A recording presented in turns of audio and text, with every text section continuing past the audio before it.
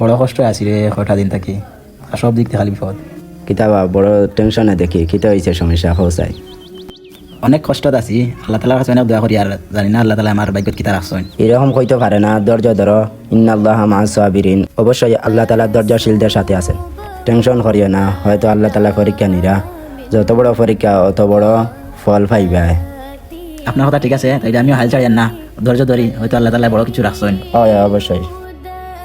আচ্ছা ঠিক আছে, টেনশন করিও না, আমি দোয়া করব না ইনশাআল্লাহ, তুমিও দোয়া করিও। ওকে, আল্লাহ হাফিজ। হঠাৎ করে ফোন দিল রে, দেখি চাই। আসসালামু আলাইকুম ভাই, কিতা ওরা ভালো আছো নি? আলহামদুলিল্লাহ আলহামদুলিল্লাহ, আমি তো অনেক চিন্তা আছিলাম চাকরির লাগে। আলহামদুলিল্লাহ আল্লাহ তালা আমার চাকরি মিলিয়ে দিছেন। চাকরি যেহেতু হয়েছে আমার বন্ধুরে ফোন দেই। আসসালামু আলাইকুম বন্ধু, ভালো আছো নি? আল্লাহ তালা তো আমার দরজার ফল দিছেন, সবর দোয়ায় আমার চাকরি হয়েছে, দোয়া করি আমার লাগে।